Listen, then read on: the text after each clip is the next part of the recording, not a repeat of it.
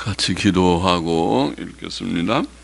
하나님 아버지 감사합니다. 오늘 새벽도 하나님의 은혜로 단잠을 깨우시고 또 예배당으로 발걸음을 인도하시고 또 하나님 앞에 새벽 예배의 단을 함께 쌓으며 또 온라인을 주셔서 원근 각처에서 참여할 수 있는 길도 주셔서 참여케 하시고 또 하나님의 말씀, 성경 말씀 앞에 이제 앉아 싸우니 하나님께서 말씀을 주셔서 부족하고 무익한 종이 감히 주의 말씀을 한두 마디 해석하며 증거하게 하시고 하나님의 영광을 위하고 성도들의 유익을 위하게 하시기만을 소원합니다. 하나님의 영 진리의 성령님께서 우리 가운데 계시오니 늘 말씀하여 주시고 말씀케 하여 주시고 말씀을 듣고 또 받게 하여 주시고 다 유익이 되며 하나님의 뜻을 이룸이 되고 우리들이 주의 형상을 조금이라도 회복하는 일이 되게 하여 주시기만을 소원합니다.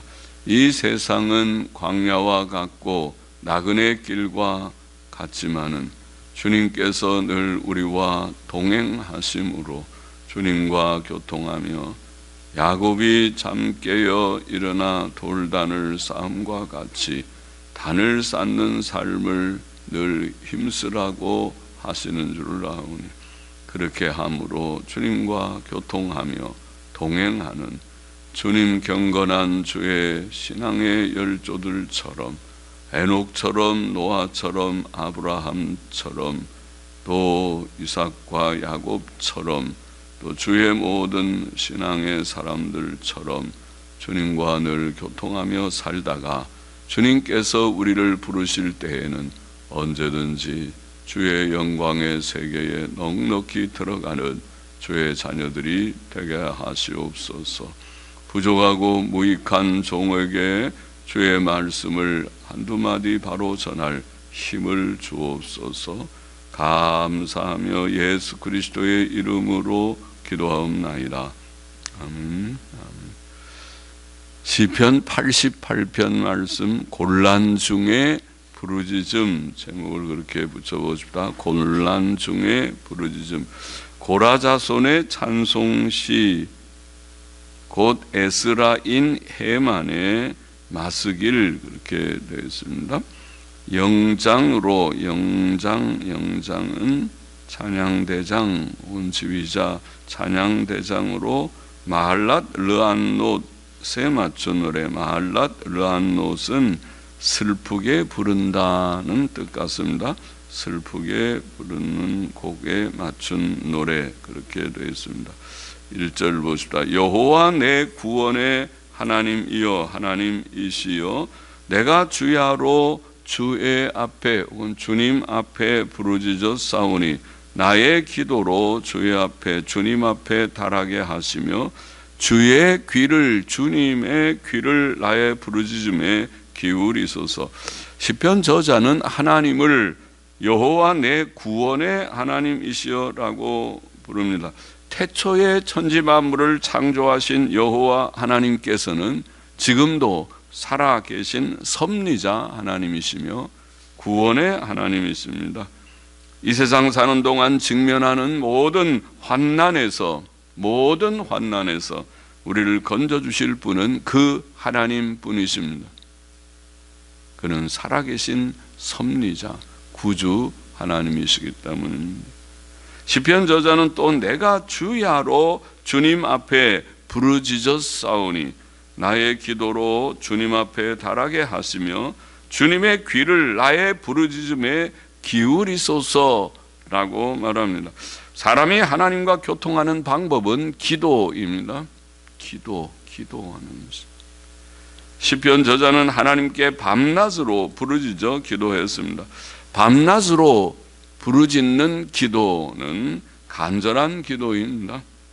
우리는 하나님께 기도할 때 열심으로 간절하게 또 지속적으로 기도해야 합니다. 하나님께 기도한 후 또 그의 응답을 기대해야 합니다. 그것이 하나님을 믿는 성도들의 바른 태도입니다. 하나님을 아는 자들은 기도합니다. 믿는 자들은 기도합니다. 믿음이 강할수록 기도를 열심으로 더 잘할 수 있을 것입니다. 3절 보십시다. 대저 나의 영혼에 곤란이 가득하며 나의 생명은 음부에 가까웠사오니. 시올이라는 음부라고 번역한 말은 무덤 혹은 지옥을 가리키는 구약의 용어인데 여기에는 우맥적으로 무덤이라고 보입니다. 나의 생명은 무덤에 가까웠사오니. 나는 무덤, 여기에 무덤이라고 번역한 말은 그냥 보르라는 구덩이에 내려가는 자와 함께 인정되고 힘이 없는 사람과 같으며 사망자 중에 던지운 바 혹은 버려진 바 되었으며 살육을 당하여 무덤에 누운 자 같으니이다. 주께서 저희를 다시 기억지 아니하시니 저희는 주의 손에서, 주님의 손에서 끊어진 자니이다.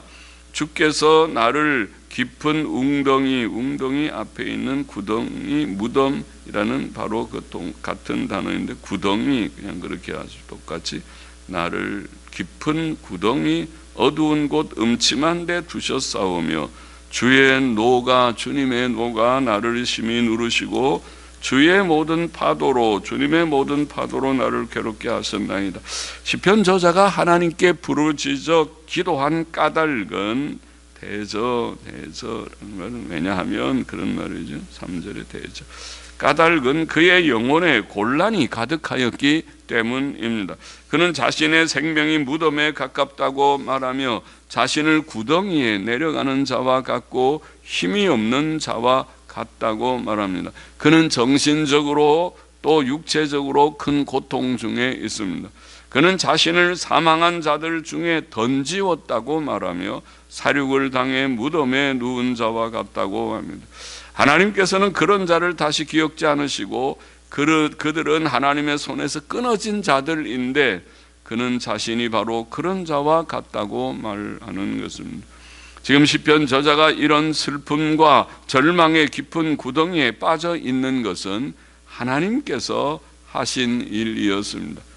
하나님께서는 그를 노하셔서 심히 누르시고 그의 모든 고통의 파도로 그를 괴롭게 하셨습니다.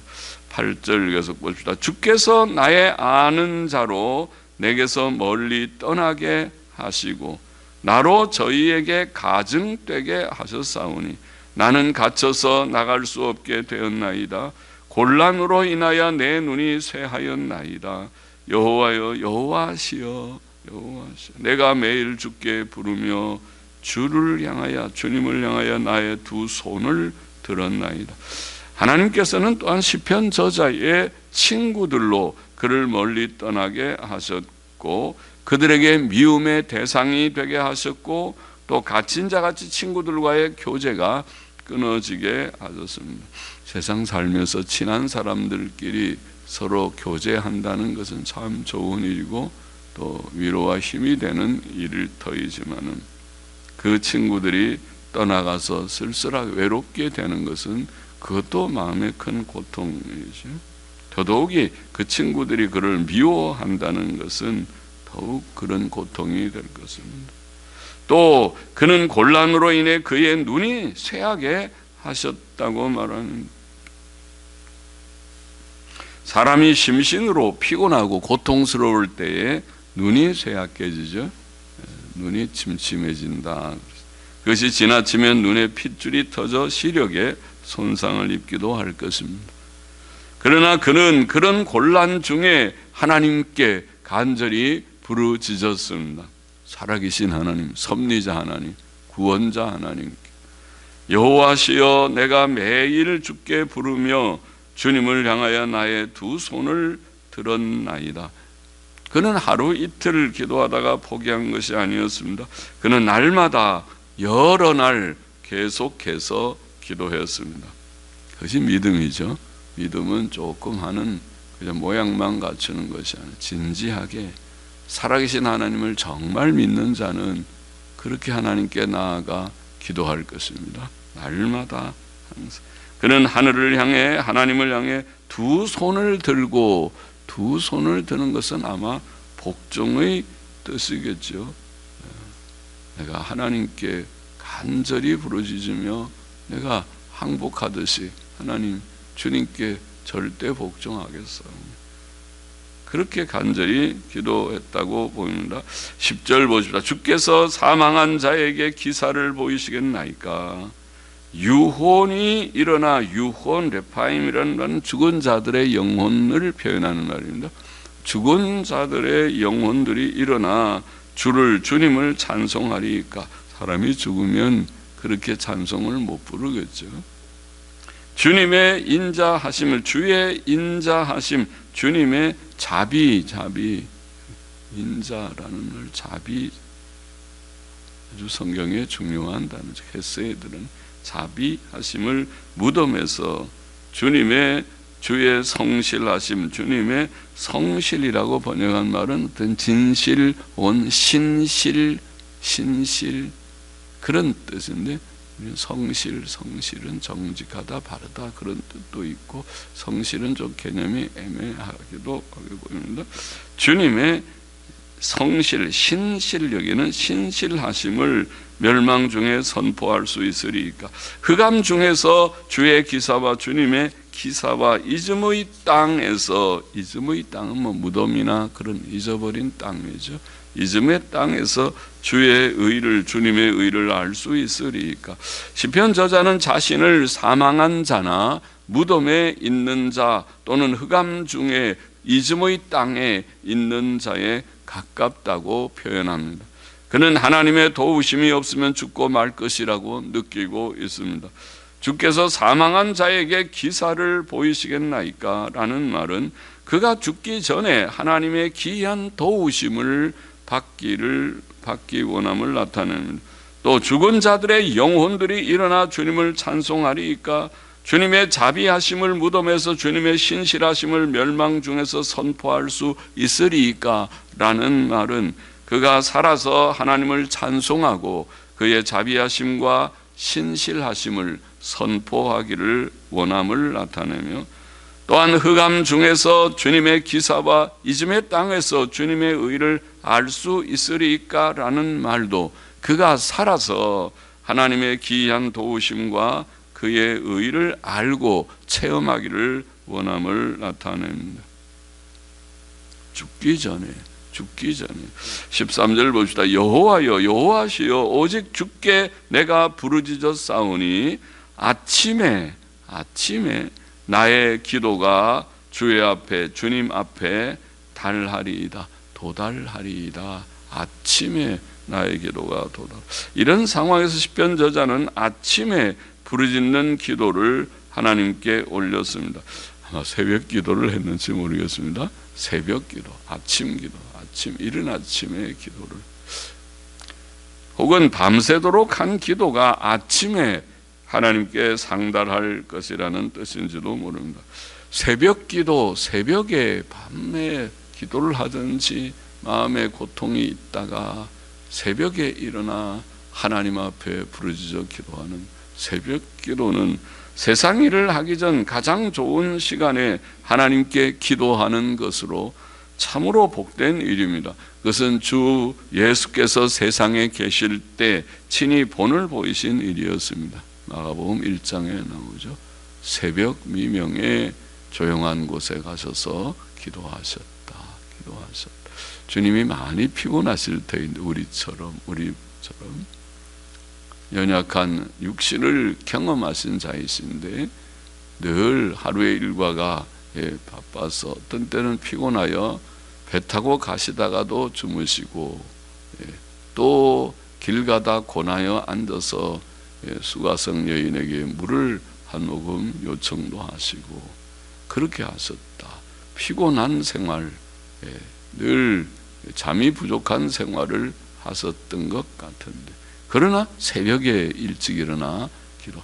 주님은 기도가 필요 없으신 분이실 터인데도, 그러나 인간 예수님, 사람이시면 인성을 가진 예수님은 기도하셨고 기도하셔야만 했던 것 같고 기도의 본을 우리에게 밝히 보여주셨습니다. 우리는 부족한데 주님은 신성을 가진 사람이신데도 기도하셨는데 우리는 연약한 인간이 기도하지 않고 어떻게 주님의 일을 잘 할 수 있겠는가. 주님과 늘 교통하는 기도의 깊은 골방에 들어가지 않고 기도는 능력의 그런 골방이라 사람이 무능한 다 인생이지만 능력이 없습니다. 능력은 하나님께 있습니다. 그것은 남자나 여자나 또 목사나 모든 직분자 성도들이나 또 아내들이나 다 똑같습니다. 우리는 능력이 있어야 주님 앞에 충성하고 온전할 수 있지만은 능력이 부족한 자들인데 그러나 기도의 골방은 능력의 골방이다. 설교자도 기도함으로 주의 일을 한다. 그렇게 말하죠. 하나님께서는 고난받는 성도가 밤새도록 올리는 기도나 새벽이나 아침에 부르짖는 기도를 잘 들어주실 것입니다. 일찍 일어나서 기도하느냐, 기도하러 왔느냐, 그렇게 주님이 우리를 보시고 그래 내가 잘 알아듣고 내가 잘 듣고 있다.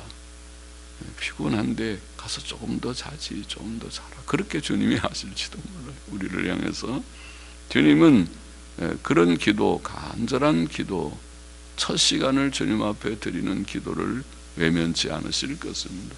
14절 보십시다. 여호와여 여호와시여 어찌하여 나의 영혼을 버리시며 어찌하여 주님의 얼굴 주의 얼굴 주님의 얼굴을 내게 숨기시나이까. 내가 소시부터 곤란을 당하여 죽게 되어 싸우며 주님의 두렵게 하심을 당할 때에 황망하였나이다. 황망은 당황하고 절망하는 것을 말하죠. 당황하였나이다. 혹은 절망하였나이다. 주님의 진노가 내게 넘치고 주의 두렵게 하심이 나를 끊었나이다. 주님의 진노, 주님의 두렵게 하심 이런 표현합니다. 그가 당하는 고난이 주님께서 주신 것이라는 뜻이죠.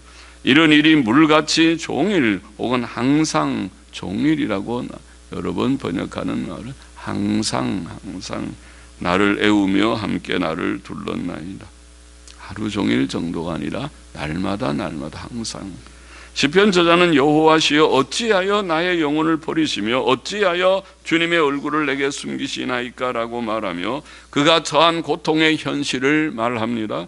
하나님께서는 그를 버리시고 그를 향하여 은혜의 얼굴을 숨긴 듯 하셨습니다.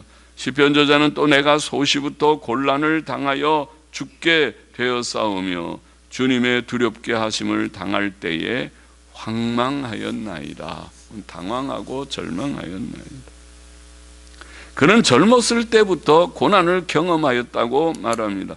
하나님께서는 그에게 고난을 주셨고 그를 두렵게 하셨고 그는 그때 당황하였고 죽을 지경이었습니다. 성도의 삶에는 고난이 많은 것 같습니다. 의인에게는 고난이 많다. 그런 대로 하나님께서 버려두신 자, 하나님의 관심 밖에 있는 자들은 이런저런 잘못이 있어도 그냥 버려두시는 것 같고 그러나 택한 백성들은 그만 버려두지 않으셔서 고난을 통해서라도 주께로 돌이키게도 하시고 또 성화를 이루고 주의 형상을 이루게 하십니다. 주의 종들도 마찬가지일 것입니다. 주님의 사랑하시는 자들마다 온전케 고난을 통해서라도 고난받지 않고 온전하면 더 좋고 고난을 통해서라도 온전케 하시는 하나님이시다. 그것이 성화의 은혜지요. 시편 저자는 또 주님의 진노가 내게 넘치고 주님의 두렵게 하심이 나를 끊었나이다. 이런 일이 물같이 항상 나를 애우며 함께 나를 둘렀나이다 라고 말합니다. 하나님의 진노는 두렵고 무서운 것이었습니다. 홍수가 덮치듯이 두려움이 항상 그를 애워쌌다. 고난이 많은 거죠. 그만큼 고난이 많은 만큼 성화도 빨리 이루어지는 것 같습니다.